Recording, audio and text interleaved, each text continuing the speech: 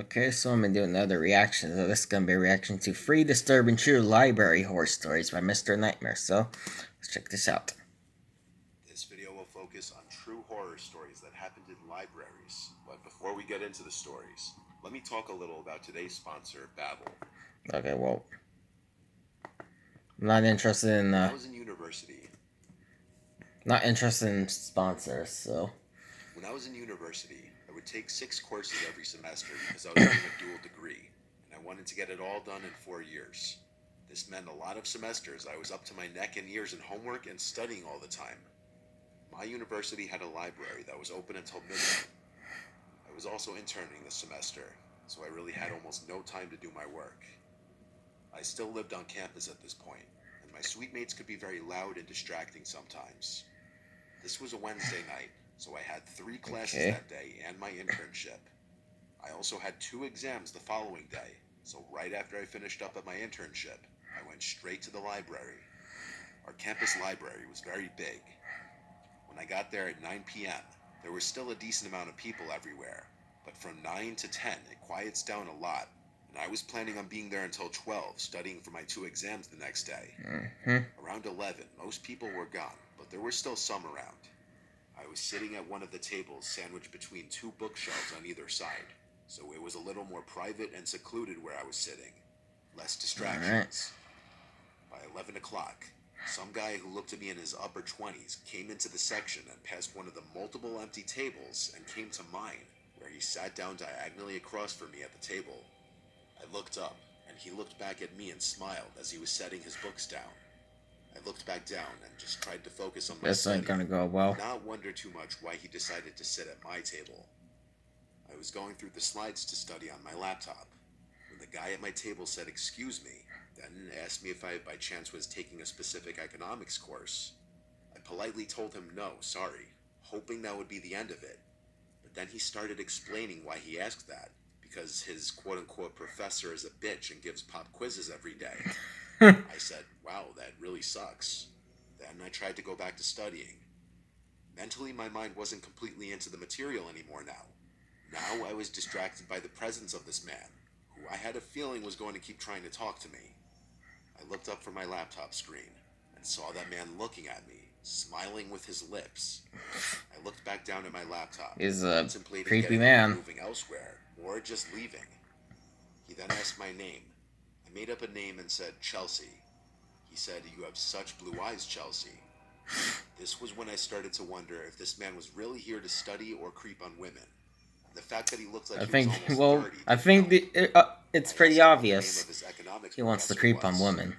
He took a second, then said Professor Davis. I asked if he knew the first name. He shook his head no. I went straight to ratemyprofessor.com and looked up any professors with the last name Davis at our school. And only one came up, a calculus professor whose last reviews were left years ago. I decided to get up and go ask the security worker at the front door for help. As I got up, I felt the stare of that man at the table watching me walk over to the security worker and tell him that this man was creeping me out and I don't think he's a student. The security worker walked back over with me and asked to see the man's student ID. He started looking through his wallet, then his pockets, and then he said he must have left it at his dorm. Bull The security crap. worker then asked what dorm building he's in. The guy was clearly lying because he didn't know what to say, and eventually just said, "I honestly don't remember what it's called." The security Bull worker walked me crap. out of the library, and he came back and told me to just be careful while walking back to my dorm. I thanked him. The whole rest of the time at the library, He's gonna I follow was this so girl to his distracted dorm. just thinking about what a creep that guy was. I did my best to keep studying, and around 12, I knew it was time to wrap it up so I could get some sleep. I packed up and left through the same way the security guard escorted that man out. He wasn't standing there at that moment. I don't know where he went. I started walking through the basically deserted campus. No one walks around that late on a Monday to Wednesday night. That's why eventually, when I was nearing my dorm building, and I heard at least one loud sound of a shoe hitting the concrete behind me, I turned around, but I saw no one there. I knew for a fact I heard a footstep though. I started to run now, which may have been a mistake, because the second I started to run, which was made more difficult because of my backpack, I heard running footsteps behind me. I turned and saw that man from the library Oh sprinting dear. towards me. I screamed at the top of my lungs, but only for a second before I was tackled to the ground and had a hand over my mouth. He kept threatening me, saying, "You Oh better dear. shut up or I'll kill you." Oh my I genuinely goodness. thought my life was about to end. I was trying to call out for help still, but it was muffled by his hand. He then got to his feet and started to drag me by the throat out of sight of the main walkways. Good I grief. saw he was dragging me in the direction of the woods right by the dorms. I managed to remove his hand from my mouth for just long enough to scream again. It was enough to get the attention of these two guys who came running over, yelling, "Hey, stop," at my kidnapper. The man let go of me and started running off towards the woods. The two guys came over to me, and I'm sure they were asking me if I was okay and whatnot, but I blocked all noise out for a few moments. I was in total shock. I completely let my emotions out and started bawling my eyes out. Two Yeah. guys called university police, and I did my best to keep myself together and explain. We went to the library to ask the security worker for his description of the man as well. It matched my description of the man. The police were also able to use the footage from the library cameras to get a clear picture of the man's face. The picture was sent out to all students' phones and emails and the school website. And that same night, there was an anonymous tip that the man was at a late-night dive bar down the road from the school. The police arrived to the bar and arrested him. The level of trauma this induced on me was incredible. Yeah, I that can't even imagine that the would trauma for be those very who weren't as lucky as me very in situations traumatizing. like this. These Mr. Nightmare videos always they really show you how flippin' just messed up the world can be and stuff. You know, and how much the whole world has just become a flippin' mental asylum, pretty much, because of all these crazy people that you see on flipping the news and stuff, and the people Mr. Nightmare talks about in these stories. So yeah, and yeah, and it does make you worry about going outside sometimes. You never know what's gonna happen. Stuff. You know, you just gotta be careful. We moved to Where a you new go? town when I was 7. Any memories before that move I consider to be very early childhood, and a lot of those memories are blurry at this point. This is one of those memories. Luckily, I've never had any This happened at some age horrifying before 7, I know experience that. like If I had to guess, I was 5, what maybe goes on 6. in these There was the local these town stories. library that our mom would always take my brothers and I to. It was a few blocks away, actually. I remember this one day. It was my mom and my little brother, who was a toddler at this point. We started the day at the mall. Probably spent hours there tagging along with our mom shopping. Whenever we'd go to this mall, she'd always bring us to the McDonald's inside the mall to get us ice cream cones. I remember we got ice cream on this particular day, because on the way to the library after leaving the mall, I still had some of the cone left in my hand. We arrived to the library, and there was this kids' computer section that my mom would let me stay at and play computer games while she went and did I remember whatever she those. did. The We got library bored we of have playing that whatever we old online computer have games that we had has at the time. those. I got up and I haven't started been there in walking through the forever. aisles of books in the kids section of the library, looking for the I Spy books. The kids section was in the far corner of the library, and while I was walking from aisle to aisle, I heard a psst from behind me. I turned around and saw nothing. I was looking at the back wall of the library, which had another shelf of books leaning on it. Then I saw half of a grown man's face peer around the shelf and said, "Peekaboo." I remember laughing and feeling no sense of danger. He did it again. He went back behind the shelf, then peered out his head again and said, "Peekaboo." Again, I laughed. He asked me what I was looking for, and I said the I Spy books. He said he'll help me find it.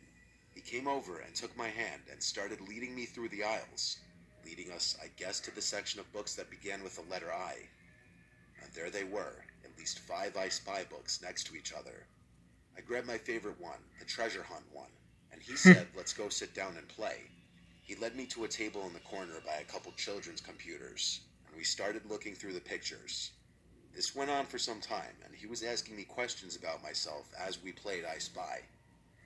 The question that still sticks out to me the most is, "Who are you here with?" and I told him my mom and little brother. At some point after this, he said something implying that there's a kid's playroom downstairs, and I, at that age, never knew that there was a downstairs to the library. No, there's He not. said we could take the book down there. There's clearly He not. led me to the door that led to the basement of the library, which, for reference, is actually where events and meetings for certain clubs and organizations are held. And there is actually a little playroom down there, I guess, Oh, for there parents is. who have to bring their kids with them during any of the meetings. The man led me to that little playroom. There were various toys in there, most notably a Lego set and a Lego table, and then there were a bunch of chairs. He set the I Spy book down on the Lego table. This is where things get really uncomfortable thinking back on. As he was trying to forcibly get me to play with the toys, I started to get uncomfortable. And around this time, over the loudspeaker, a female librarian said into the intercom, "Will Liam come to the front, please? Your mother is looking for you." At this time, the man went to turn off the lights in the room, and now it was pitch black inside. He said in the dark, goodness. "We're gonna play hide and seek." No, thank you. At this moment, I was genuinely freaked out, and I started to yell for my mom. I remember he kept telling me to be quiet, and his voice was getting louder as he was getting closer to me in the dark, until he had his hands on me. I thankfully managed to run past him and out the door of that room, and I ran down the dark hallway back to the stairs, and as I was running up the stairs, I had that same childhood feeling of running up the basement stairs after turning off the lights, only 100 times worse, because I genuinely was scared I was going to be grabbed. I made it back to the main floor of the library and ran straight to the front desk, calling for my mom. She was at the front desk with a group of librarians, and I remember the relief on my mom's face when she saw me. I told her there was some man who took me downstairs, and she literally lost it. The next thing I remember from there was a bunch of police in the building searching around, but I never saw that man again. He must have exited the building through a different way. I remember speaking to some woman who was probably with the police, asking me very delicate questions. I never really asked my mom about this experience that many times, because it's very uncomfortable, and I'd rather just not think of it. Yeah, it's best you don't. My dad? I used to work at the local public library when I was in my early 20s. Also happens to be named Gary, so I worked the night shifts as my second job. I just had to make that joke. After my first job. Oh, yeah. I'd get there at 6 and would work till closing time at 9. I would also be the one to lock up the place after closing, but I wouldn't just leave right after the library would close. I'd have to shut off all the computers, do some cleaning and organizing, stock the shelves with all the returned books and DVDs from the day, take out the garbage, and only then could I leave. It was a Friday night, approaching closing time. Most of the other library staff was gone already. It was just myself and one of the female librarians left. I had made a couple last call announcements to the remaining library patrons, alerting them that the library would be closing soon. I was already cleaning up the place, trying to finish up early so I could leave and just start. It looks like there's water on the floor. The only other employee still there said goodbye to me as soon as the clock struck 9 o'clock. I announced on the intercom that the library was closed. The 2 guests that were left got up from their tables and started packing up their things before leaving through the door. After that, when I saw no one else in the building, I locked the front door. I proceeded to start fixing all the chairs to be neatly tucked under their tables. Then I started emptying all the garbage cans, and when it was time to bring them outside to the dumpster on the side, I unlocked the front door again and brought them out. It was quiet outside. The library was kind of tucked away from any main roads. When I came back inside, I locked the door again. Now all I had to do was restock all the returned books and DVDs from the day. I grabbed the 2 boxes and started with the DVDs, which was easier since the This is DVD some section was very smaller. nice It music took about 5 to 10 minutes. for a horror During story. this time, I thought for sure I heard something come from one of the book aisles. I started walking through the aisles till I found an open book laying on the floor, which had clearly just fallen off the shelf. I put it back in its place, and for a second I stood there and just wondered, how could that have happened?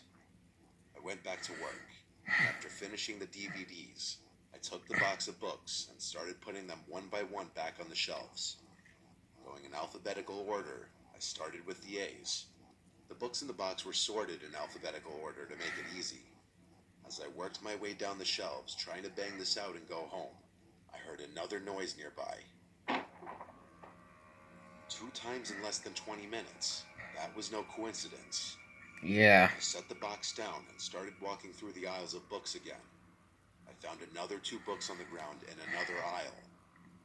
Someone was in here.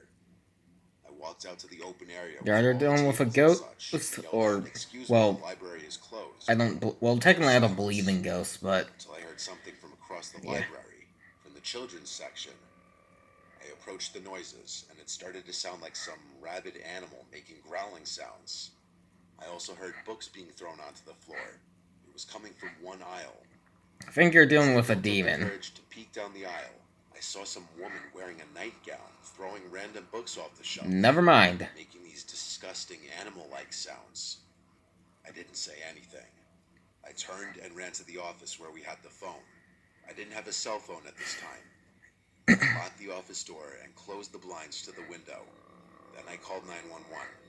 I reported that there was some sickly woman in the library and I think they should send an ambulance. They asked if I had approached the woman, and I said no, she looked like she could be dangerous. Yeah. The operator asked me if the woman was still in the same If there's spot. ever a weird, I opened the blinds, and I screamed because that woman was right on the other side of the glass, Oh. looking in. Her pupils were so big that she looked demonic. I said to the operator, "She's right outside the office." The woman started to bang on the glass, screaming gibberish. She tried opening the door, and when it didn't open, she turned around and sat on a chair facing the office. The operator asked me to keep the blind open and watch Yeah, her. if there's ever some deranged Swallowing, she woman sat you down, see, a so I woman knew you that she see that was looks very definitely high out of deranged, her mind. you get your butt out of An there now. ambulance showed up to the library. The woman was put in handcuffs because she tried fighting the police officers, but nothing she was saying made any sense. She was put in the back of an ambulance and was taken away. I never found out what the hell she was on. I don't know how she got inside.